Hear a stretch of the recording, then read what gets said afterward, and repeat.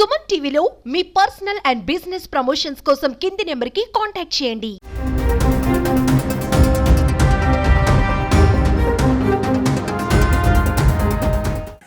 గుండె వేగాన్ని పెంచేలా ఎక్సర్సైజులు చేయాలి. తప్పనిసరిగా రోజు కాసేపు నడవడము, పరిగెట్టడము, లేదా 10 పనుల్లో చురుగ్గా పాల్గొనడము, లేదా ఇంట్లో పనులు అవి బాగా చేసుకోవడము. పొలం పనులు ఎందుకంటే చూడండి, రైతులందరూ కూడా ఎందుకు ఆరోగ్యంగా ఉంటారు? కష్టం చేస్తారు కాబట్టి ఆరోగ్యంగా ఉంటారు. మనకు కష్టం తగ్గిపోయింది, అది కూడా మంచిది కాదు. తగినంత తక్కువ మోతాదులో భోజనం తీసుకోవాలి. మంచి భోజనం, శుభ్రమైనటువంటి మంచి భోజనం తీసుకోవాలి.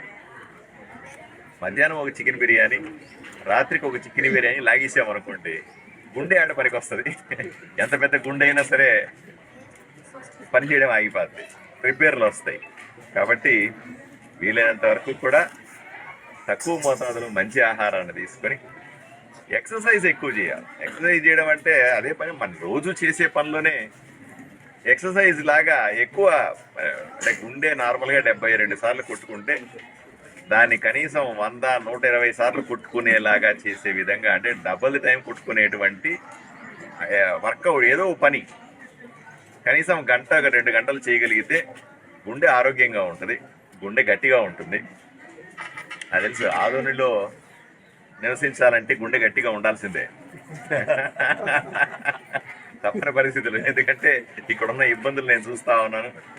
నాకు ఇంత గుండె గట్టిగా ఉంది కాబట్టి నేను ఇక్కడ నిలబడినాను, ఇక్కడ గెలిచినాను, మీ అందరి ఆశీర్వాదం పొందినాను, ఇన్ని పనులు చేయగలుగుతున్నాను, ఆదోని గురించి పోట్లాడగలుగుతున్నారు. అదే గుండె బలహీనంగా ఉందనుకోండి, ఎమ్మెల్యే అయిన తర్వాత ఇంట్లో వెళ్ళి పడుకోవడమే, అంతమించి ఏముంటుంది. కాబట్టి ఆదోనిలో బతకాలన్నా, ఆదోనిలో పనులు చేసుకోవాలన్నా, ఆదోనిని అభివృద్ధి చేయాలన్నా ఇంటికి కూడా పెద్ద గుండెకాయ కావాలి, బలమైన గుండెకాయ కావాలి. అందువల్లే ఫిట్గా ఉండడం చాలా అవసరమని నేను ప్రజలకు అందరికీ చెప్తాను. దయచేసి జంక్ ఫుడ్కు దూరంగా ఉండండి, ఇంట్లో భోజనమే తినడానికి ప్రయత్నం చేయండి, శుభ్రమైన భోజనం చేయండి, ప్రశాంతం కనీసం 6-7 గంటల పాటు నిద్రపోండి. దీంతో పాటుగా రెగ్యులర్గా ఏదైనా సమస్య ఉంది అని తెలిసిన వెంటనే చికిత్స చేయించుకోండి. డాక్టర్ దగ్గరికి వెళ్ళడం అలవాటుగా ఉంటారు. ప్రతి 6 నెలలకు ఒకసారి డాక్టర్ దగ్గరికి వెళ్ళి చెక్ చేయించుకోవడం తప్పనిసరి. ఈరోజు ఆదోనిలో కూడా 2 పెద్ద హాస్పిటల్ కూడా, జనరల్ హాస్పిటల్ కానీ, జనరల్ హాస్పిటల్ 350 బెడ్డెడ్ హాస్పిటల్. అది మీకు తెలియదేమో చాలా మందికి. 350 పడకలు ఉన్నాయి ఆ హాస్పిటల్లో. దానికి సంబంధించిన డాక్టర్లు ఏర్పాటు చేసినాం. 24 గంటలు ఎమర్జెన్సీలో కూడా డాక్టర్లు ఉండే రకంగా ఏర్పాటు చేసినాం. గుండె జబ్బు వచ్చినా, ఇంకోటి వచ్చినా ఎమర్జెన్సీ వస్తే మీరు ప్రైవేట్ హాస్పిటల్కి పోనాల్సిన అవసరం లేదు, ఎత్తుక్కోనక్కర్లేదు డాక్టర్కి. నేరుగా గవర్నమెంట్ హాస్పిటల్కి వెళ్తే బ్రహ్మాండంగా ఎమర్జెన్సీలో డాక్టర్ ఉంటాడు, ఎమర్జెన్సీ మందులు ఉన్నాయి, ప్రాణాలు కాపాడగలుగుతాం.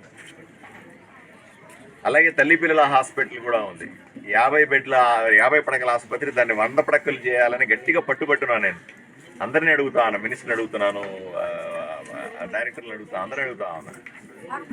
రాబోయే రోజుల్లో దాన్ని కూడా 100 పడకలు చేస్తే అసలు సమస్య లేకుండా పోతుంది. అంటే చాలామంది అనుకుంటారు పేదవాళ్ళు మాత్రమే ప్రభుత్వ ఆసుపత్రికి పోతారు, డబ్బులు ఉన్న వాళ్ళందరూ ప్రైవేట్ హాస్పిటల్కి పోతారని.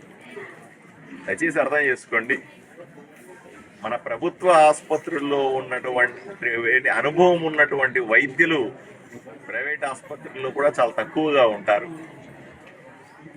ప్రైవేట్ ఆసుపత్రుల్లో 1-2-3 అనుభవం ఉన్నటువంటి డాక్టర్లు ఉంటే, మన ఆదోని ఏరియా హాస్పిటల్లో కానీ, తల్లి పిల్లల హాస్పిటల్లో కానీ, ఒక్కో హాస్పిటల్లో 15 మంది 20 మంది ఈ అనుభవం ఉన్నటువంటి డాక్టర్లు, నిష్ణాతులైన డాక్టర్లు అందుబాటులోకి తెచ్చాం. వాళ్ళ సదుపాయాలు తీసుకోండి. ఏ రోజైతే, నేను ఒకటే లక్ష్యం పెట్టుకున్నాను, ఏ రోజైతే ప్రతి ఒక్కరూ కూడా డబ్బులు ఉన్నాయి లేవు, పేదవాడు ప్రైవేట్ సంబంధం లేకుండా అందరూ కూడా ధైర్యంగా మంచి చికిత్స ప్రభుత్వ ఆసుపత్రిలో జరుగుతుంది అనే నమ్మకం కల్పించడమే నా లక్ష్యం. ఆ రకమైన సదుపాయాలు కల్పించడమే నా లక్ష్యం. దానికోసమే రాత్రి పగలు పనిచేస్తాను. మీరు చూస్తారు, ఇప్పటికే మీరు వెళ్ళి ఇంత ముందుకి, నేను ఎమ్మెల్యే కాకముందుకి ఈ రోజుకి వెళ్ళి ఆసుపత్రులు చూడండి, మీరు ఎప్పుడు చూసి ఉండరు. ప్రభుత్వ ఆసుపత్రికి వెళ్ళి చూడండి, వసతులు ఎలా ఉన్నాయో. బ్రహ్మాండమైన ఫెసిలిటీస్ ఇస్తా ఉన్నాం. ఇంకా మంచివి ఇస్తాం. బయట దొరకని చికిత్సలు కూడా ప్రభుత్వ ఆసుపత్రుల్లో చేసి చూపిస్తాం. బయట లేని వైద్య సదుపాయాలని ప్రభుత్వ ఆసుపత్రుల్లో చేసి చూపిస్తాం. ఇదే లక్ష్యంగా పనిచేస్తా ఉన్నాను.